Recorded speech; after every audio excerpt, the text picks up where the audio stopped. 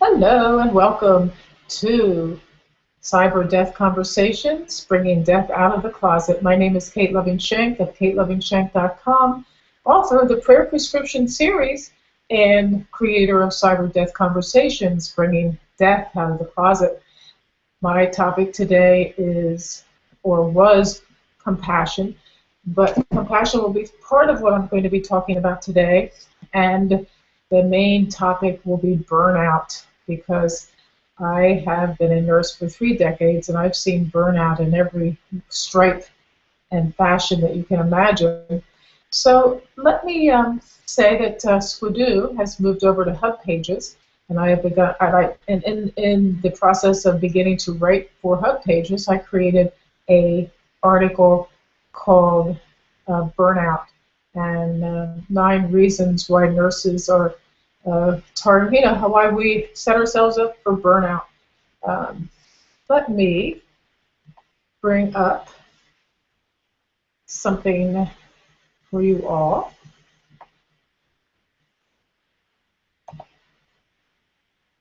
Burnout in the nursing profession, 9 reasons. And why should we even care, for heaven's sakes? Burnout is one of those topics no one wants to talk about. There are many of those floating around these days. Nurses are respected by the public and are seen positively in every poll conducted on the subject. Doctors don't rate as highly, nor do physician assistants. Obviously, being adored by many people isn't a panacea for burnout. The only cure for that is daily self-care and peaceful thoughts born through a steady meditation practice. Offhand, this is my list of why burnout is so pervasive among nurses. Number 1, the healthcare system in America is suboptimal and we need single payer. I wrote a string of lenses on Squidoo about why we need single payer, the healthcare system practiced throughout most of the civilized world except the USA. Single payer is nothing more than an expanded Medicare system before most of Medicare was privatized. Why does the lack of single payer cause burnout? Because when we turn people away from getting the medical care they deserve, a pervading sense of guilt co-opts the nurse's conscience.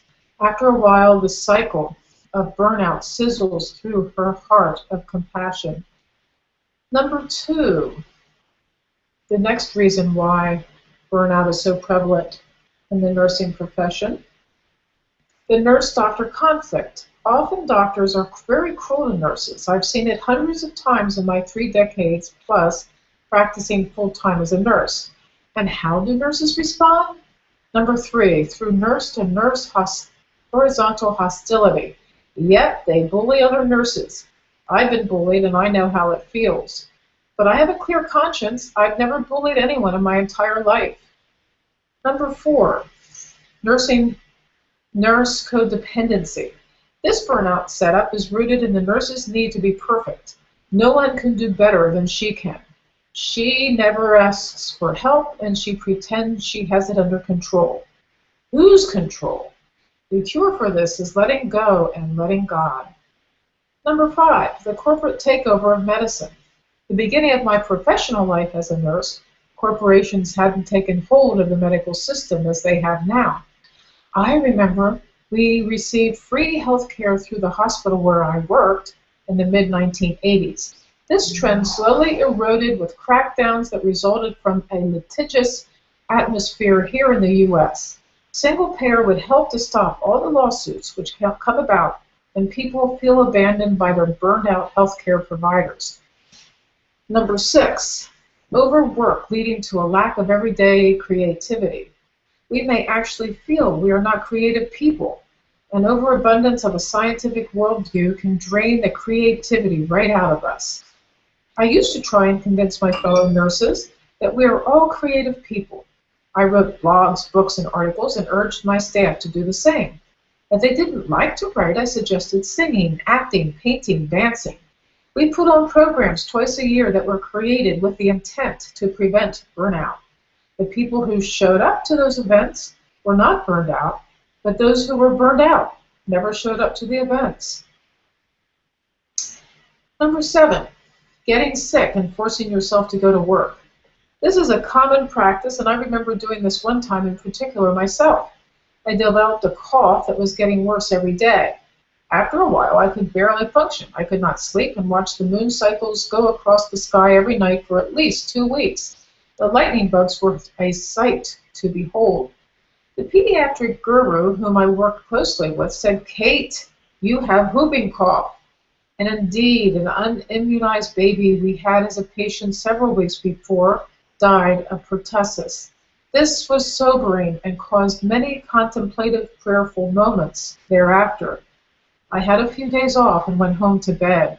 Burnout was prevented by a period of rest and solitude. Number 8, time clock tyranny. Time clocks are an accepted reality in the corporate medical world. People nearly kill themselves to get to the time clock at the precise moment of acceptability and race out at the moment when the shift ends. This goes on day in and day out. This mentality has a subtle, debilitating effect on the psyche. I no longer have to punch a time clock, and this is the great liberation. Number 9, compassion burnout. At the heart of all human motivation is the urge, the pull towards happiness. But when our actions lack compassion and bring frustration and discomfort, not only to ourselves but to everyone around us, only unhappiness results. The search for happiness feels elusive at best. It seems that all our actions and purposes lead away from the harmony that we seek. In reality, happiness cannot be found in material pursuits, nor does control over others bring an experience of fulfillment. Every single negative thing ever thought or done arises from our identification with a false self who sees with loveless perception. This perception makes unconditional love and the compassion that arises out of it a dim promise. Yet it is the daily practice of compassion that washes away all the anguish of confused and hurtful relationships and the inner turmoil we feel within ourselves. The opportunities for practice abound in everyday life. As nurses, all of our patients suffer, and we can guide healing energy directly to them with every breath. The suffering brought about during and after the 9/11 terrorist attacks opened endless channels to direct this energy. This energy is made of pure love and is waiting to be used for the greater good. We do not need to recoil in fear at all the suffering in the world, but open ourselves to it and use it as a conduit in which to pour all of our love. We pray that we benefit all who contact us, and that their suffering may be transformed by the energy we help direct their way. This is the ultimate cure for burnout.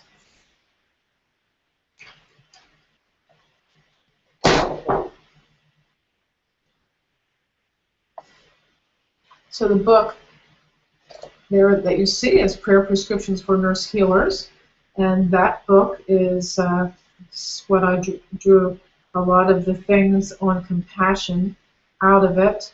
And I will read a little bit more out of that book. It's a book that I wrote a little while ago, but I published it in 2012, and it has been a bestseller on Amazon about 5 times, off and on, over the years, or just over a 2-year period. So, burnout. Once again, I talked about the pediatric guru helping me diagnose my condition. Adults do not die of whooping cough. The immunizations received in infancy against pertussis wear off when a person reaches adulthood. I saw in one great moment the wisdom of immunization programs, and since that time have neither doubted the services rendered from such public service policies. These policies are a win for allopathic medicine. But the illness of pertussis wore me down. I did not have the strength to even speak to people without coughing. I recently had been accepted into a program at the hospital called Clinical Pastoral Education. Even though I was not a pastor, I convinced the head of the curriculum that nursing was my ministry. But the head of the OBGYN department at the time, a man whose solemn face will soon join the unsmiling portraits around the hospital, told me he would not allow me to take the course. since some of the coursework cut into my clinical work hours. The disappointment I felt created an imbalance within my immune system and a drop in my resistance to disease, allowing the pertussis to take hold. I finally took to my bed and lay there for several days with shallow breath and absolutely no thought to distract me. I saw small colorful dots in my visual field. Then Tom brought me a piece of mail inviting me to learn a meditation technique disseminated by Self-Realization Fellowship in Los Angeles. I sat up in bed, and gazed into the eyes of the picture of Paramahansa Yogananda, the Indian saint who brought this meditation to America. I found the energy to immediately send for the meditation instruction. Plus, I had some of Yogananda's books, and I put together a meditation to heal my lungs from his writings. I began to do it morning and evening, starting that day. I was astonished by the results. Within a day, I was out of bed, the cough was subsiding. The eyes of the saint beamed an understanding of love and compassion into my heart I had not previously experienced. I learned that spiritual practices are the missing link to fathoming how the immune system works. Burnout can be avoided if people consistently turn to the energy of higher understanding in whatever way makes sense to that person. A general breakdown of mind, body, and spirit is inevitable with overwork, lack of exercise, consuming bad food, eating a poor diet, smoking cigarettes, doing drugs, drinking alcohol, lack of sleep, acting like a victim, and caving in to disappointment. Love thy neighbor as thyself is a spiritual practice in its simplicity. How can this truth become second nature if loving the self is not openly embraced? Only in healing ourselves can we open to the vital energy of the universe and use that power for all who come to us for help. And as I mentioned, in that lineup of burnout reasons, the time clock. Time clocks are stationed at strategic locations around the hospital for nurses, secretaries, housekeeping staff, cafeteria workers, and many others.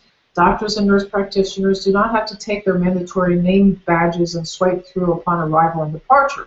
But I have watched as workers storm into the hospital at a racing clip with furrowed brow and eyes that do not express any other desire but to reach that time clock at the specified time. A nurse told me recently that hospitals are luring new employees to their facilities with money bonuses, plus the promise of a housekeeper and lawn person to take care of their affairs, presumably as they work even longer hours to make more money.